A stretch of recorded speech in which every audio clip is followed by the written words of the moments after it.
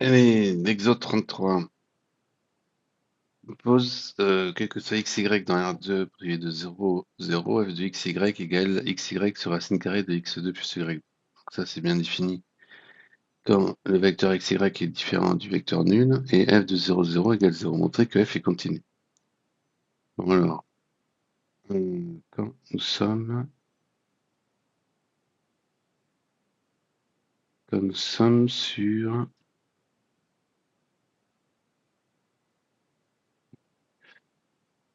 Quand on est sur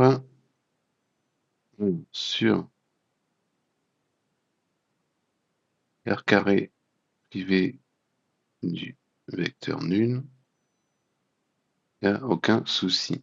F est continu. Pourquoi? Bah parce que c'est composé, multiplié, quotient, racine carrée de fonctions qui sont continues. Donc il faut regarder en 0, 0 ce qui se passe. Alors, en norme du vecteur xy, on prend la norme euclidienne, c'est x2 plus y2, racine.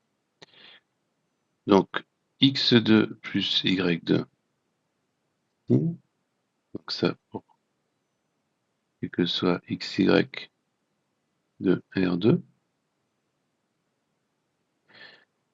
Ah ben ça, c'est quoi? X2 plus Y2. Y2 est positif, donc X2 plus Y2, c'est plus grand que X2. Ça, c'est plus grand que racine carrée de X2. Et ça, c'est valeur absolue de X.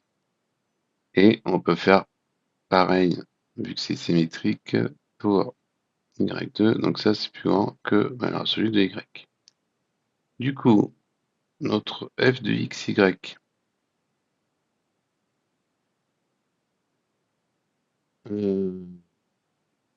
notre f, on va regarder quoi? On va regarder f de XY moins f de 0, 0. Et ça, faut que ça tende, faut que ça tende vers 0, que le vecteur xy tende vers 0. Bon, ça c'est quoi? C'est exactement, vu que f de 0, 0 c'est 0,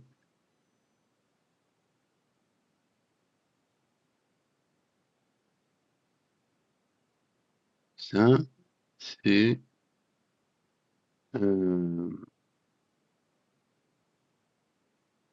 valeur absolue de xy, c'est la valeur de x multiplié par la valeur absolue de y.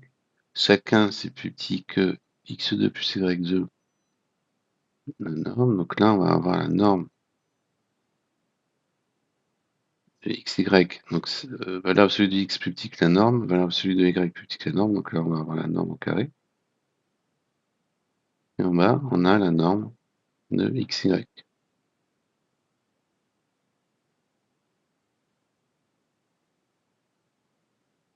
nous fait donc la norme de xy. Bon, ben ça, il n'y a aucun souci. Hein. Quand le vecteur xy tend vers le vecteur nul, ça tend vers 0. Donc cette quantité-là tend vers 0. Donc f est continue à 0. Et donc, comme c'était déjà continue sur R2 privé de 0, 0, f est continue sur R2. Parfait. Ça, c'était pour la 1. La question 2.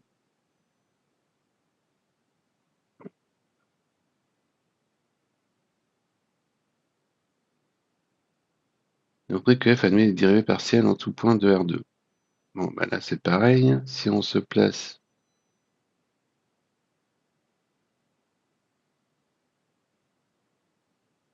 R2 privé de 0, vecteur nul, on va avoir quoi?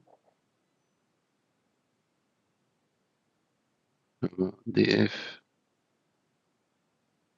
sur dx. Alors c'est bien, ça admet des dérivées partielles, hein.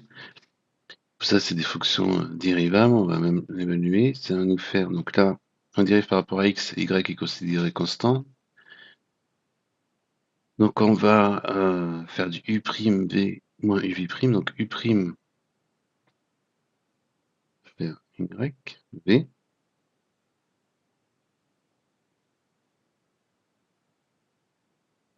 moins u',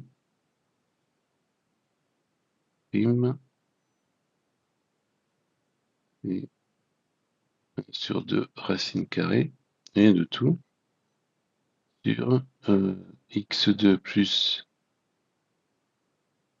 y2, racine de x2 plus y2 au carré, ça fait x2 plus y2. Donc ça va nous faire, là je vais mettre la racine carrée de x2 plus y2 en bas, donc ça va me faire puissance 1 plus 1,5, ça va faire puissance 3,5. Ici, au même dénominateur, donc du coup, j'ai ça qui va me donner y facteur de x2 plus y2.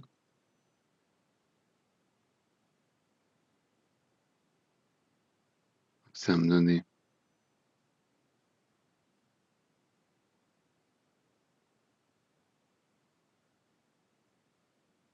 moins,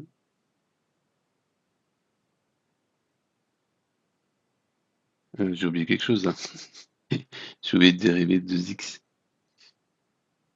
Alors, on va le refaire tranquillement, hein. Quand je dérive ça,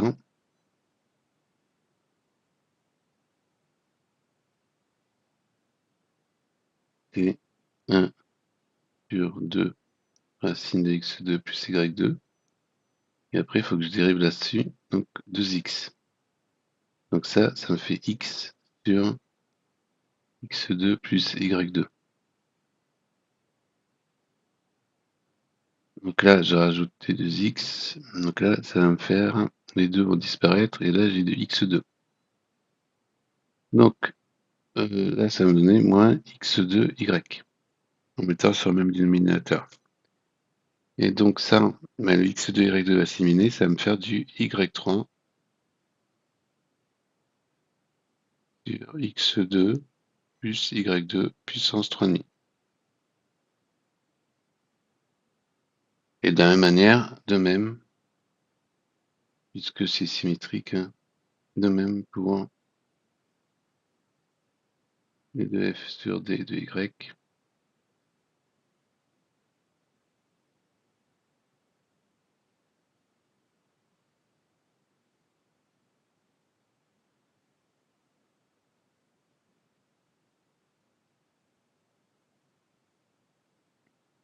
Ok, donc maintenant, vous regardez, est-ce que ça admet une dérivée partielle en 0? Ben, on va revenir sur la définition, hein. On va faire un taux d'accroissement.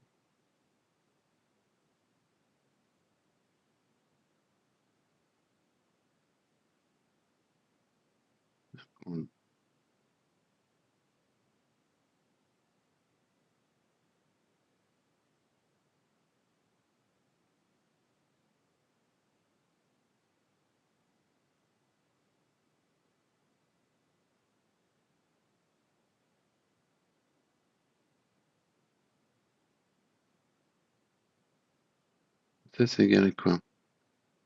Ça va me faire 0, moins 0, ça fait 0. Et ça tombe vers 0, hein. Du coup, je ne vais même pas l'écrire. Et de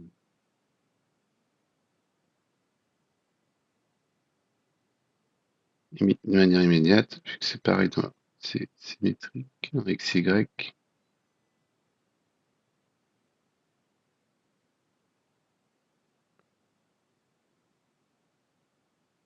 Donc du coup, ça veut dire quoi? Ça veut dire que d2f sur dx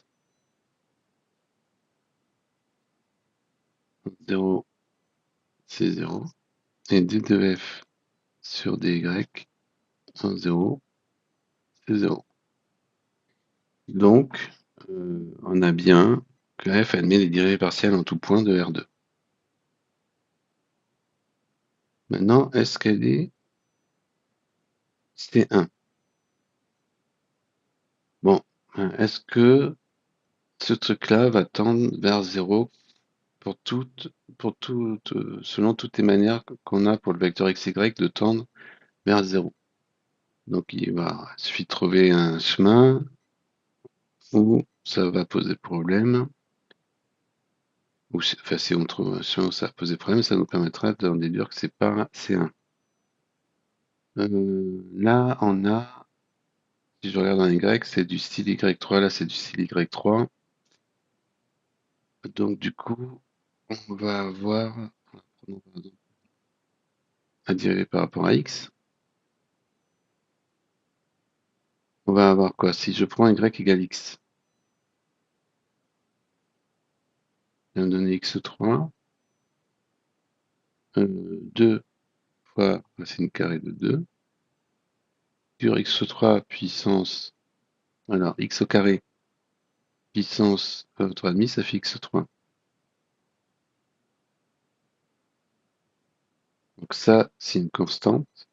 Ça va avoir du mal à tendre vers 0, ça.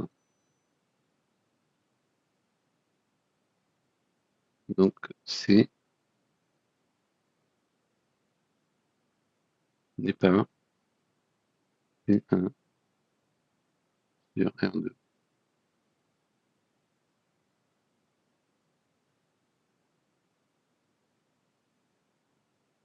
Puisqu'on avait vu que les f sur dx en 0, c'est 0. Donc là, on n'a pas continuité. Donc c'est pas C1.